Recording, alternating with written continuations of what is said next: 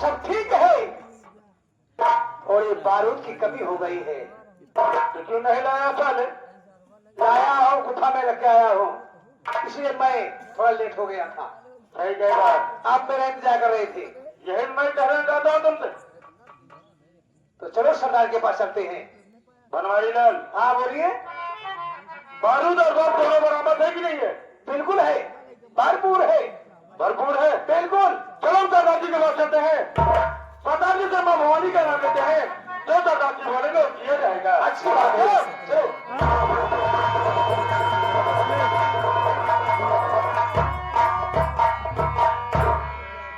सरदार जी, जय मां भवानी की। सरदार जी, जय मां भवानी की। जय मां भवानी की। और बोलो, कैसे हो तुम? और इलाके का क्या समाचार है? सरदार जी हमारा ठीक है। आप बताइए, आपका क्या हाल चाल है सरदार जी? मेरा भी ठीक है। जो कुछ भी हो रहा है सब अच्छा ही हो रहा है। सरदार जी, जब हम दोनों भाई गुफा में आते थे तो आपका चेहरा खुशियों से खिला रहता था। आज जो अच्छा है, चेहरा भी मुझा है और आंख से आंसू भी गिर रहे हैं। जब तक की उदासी का कारण आप नहीं बताएंगे, हम तब तक दोनों भाई आपका पैर नहीं छोड़ेंगे।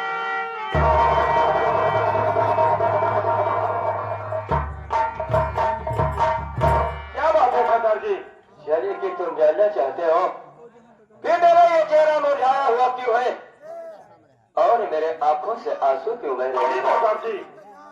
तो ठीक है, अगर तुम ये जानना चाहते हो कि मेरा चेहरा मुरझाया क्यों है और मेरे आंखों से आंसू क्यों बह रहे हैं, तो मैं अपना रहस्य तुमको जरूर बताऊंगा। लेकिन ये जानने से पहले तुमको अपने कलेजे पर पत्थर रखना होगा। ऐसी क्या बात है सरदार जी? ऐसी क्या बात है, मैं तुम्हें जरूर बताता हूँ। तुमको नहीं मालूम है शायद। ये उस समय की बात है जब मैं बहुत छोटा सा था। तुमको मालूम है, मैं कहीं और नहीं शिधारा नगरी का रहने वाला हूँ और मेरे पिताजी थे जिनका नाम श्रीमान गोपी किसान था और माताजी थी जिनका नाम सुशीला था और मैं जबकि मेरा नाम हीरा और मुझसे छोटा भाई जिसका नाम मोती और उससे भी छोटी एक बहन जिसका नाम सपना था। क्या बात करें सरदार जी? जी हाँ, मेरे गांव के ही बगल के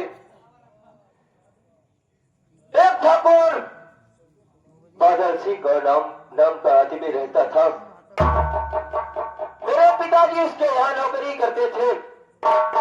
एक दिन अचानक मेरे पिताजी की तबीयत बहुत ज्यादा खराब हो गई जी सरदार जी। और मेरे पिताजी उस बाबू बादल सिंह के हाथ से 500 रुपए कर्ज मांग कर लाए थे और कुछ समय बीतने के बाद जब मेरे पिताजी वो कर्ज नहीं दे पाए, वो बाबू बादल सिंह मेरे घर पे आया। मेरे घर पे आने के बाद वही अपने कर्ज के बारे में बात करने लगा। मेरे पिताजी बोले कि ठाकुर साहब, आपका कर्ज चुकता करने के लिए मेरे पास अभी पैसे नहीं है। मेरे दो बेटे हैं, सियाने हो गए हैं, मैं आपका एक एक पाई अदा कर दूंगा। ये बात था मोटा बादल सिंह ने सुना हरामखोर और उससे रहा नहीं गया, उठाई राइफल और मेरे पिताजी को गोली मारी। उसके बाद क्या हुआ सरदार? मेरे पिताजी को जब गोली मार दिया, मेरी माँ पड़ोस में चूल्हा चौके का काम करती थी। जब वो गोली की आवाज सुनी तो भागी भागी घर पे आई और घर पे आने के बाद क्या देख रही है कि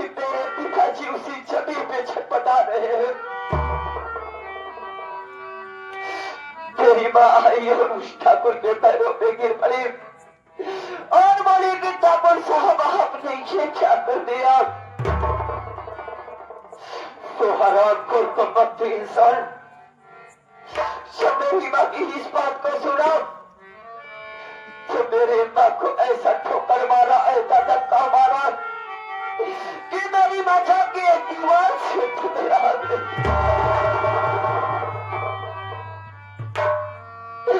उसके बाद उस हरामखोर ने अपनी जेब से लाइटर को निकाला और मेरी टूटी हुई झोपड़ी में आग लगा दिया और आग लगाने के बाद मेरे माता पिता को उसी झोपड़ी में फेंक दिया।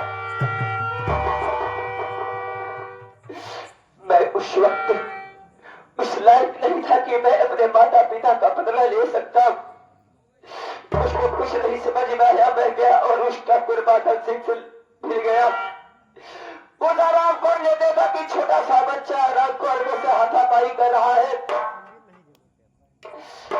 उसने मुझको भी मारा। मारने के बाद जब उसने अपनी राइफल को मेरी तरफ निशाना लिया तो मैं सोचा कि ये हरामखोर मुझको भी मार देगा। मैं भागने लगा। भागने के बाद काफी दूर गया और जाते जाते एक पहाड़ी पर पहुंचा और उस पहाड़ी के ऊपर जाने के बाद देखता हूं कि कोई रास्ता नजर नहीं आ रहा है। देखता हूं कि इधर कोई रास्ता नहीं है, लगा आगे रास्ता और पीछे वो हरामखोर ठाकुर। मैंने अपने दिल में यह ठान लिया कि इस हरामखोर की गोली से मरने से अच्छा है कि क्यों ना मैं इसी पहाड़ी से कूद कर अपनी जान दे दूं।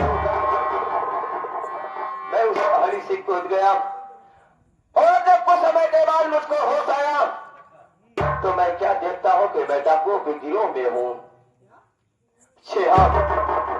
डाकुओं के गिरोह में हूं। उन्होंने मुझसे पूरी कहानी पूछी। मैंने अपनी पूरी हकीकत बताई और उसके बाद कहा कि सरदार जी मुझे घर जाने की इजाजत दीजिए, मैं घर जाना चाहता हूं। इसलिए कि दुनिया में मेरे माता पिता तो नहीं रहे लेकिन मेरा छोटा भाई छोटी और मेरी एक बहन है जिसका नाम सपना है। उन्होंने कहा कि हीरा अरे तू जाना चाहता तो बेफिक्र होकर जा सकता है, लेकिन जाने से पहले ये सोच कि अगर तू चला जाएगा तो वो ठाकुर तुझको भी मार देगा और क्या तू अपने माता पिता का बदला ले पाएगा। उनके बाद मेरे दिमाग को जाकर लगी और मैं सोचा कि ये बात तो आप सही बोल रहे हो। उन्होंने कहा कि हीरा अगर तुझको अपने माता पिता का बदला लेना है तो आज से तू अपना नाम हीरा बदल कर, आज से अपना नाम हीरा बदल कर ठाकुर गंगा सिंह के नाम से मशहूर हो जा। गंगा सिंह के नाम से मशहूर हो जा। मैंने भी सोचा कि ठीक है, मुझको भी अपने माता पिता का बदला लेना है। ऐसा ऐसा से ज्यादा वक्त नहीं है। मैं सोच रहा हूं कि चलकर इस वक्त उस हरामखोर ठाकुर बादल सिंह से अपना बदला लेना है। ठीक है बादाजी। वाह ये बादल वाह, अरे कितना कमीना नीच है तू। अभी मेरे विषय में नहीं जानता है मैं कैसा इंसान हूँ। सरदार जी, सरदार जी बोलिए।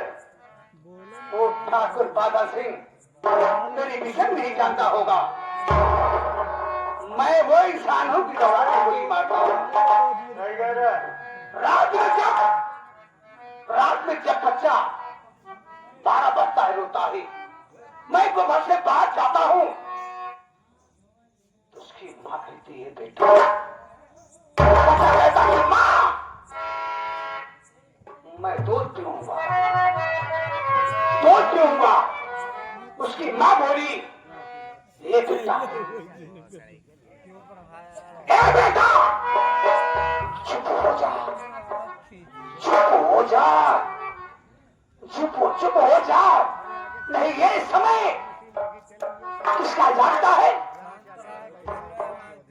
उसकी माँ जब इतना बोली बच्चा का किसकी आवाज है ये।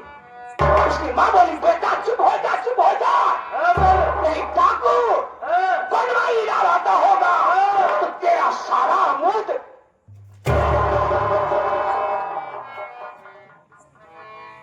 सारा मूल पी जाएगा।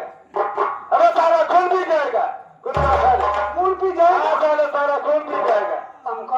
ही जाएगा।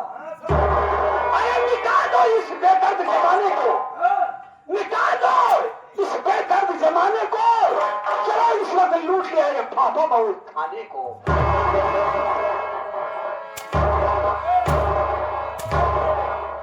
साले प्रयागराज का लोग दिला कुत्ता साले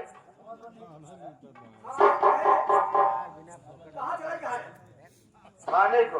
हाँ साले कहाँ चला है दादाजी, बताइए।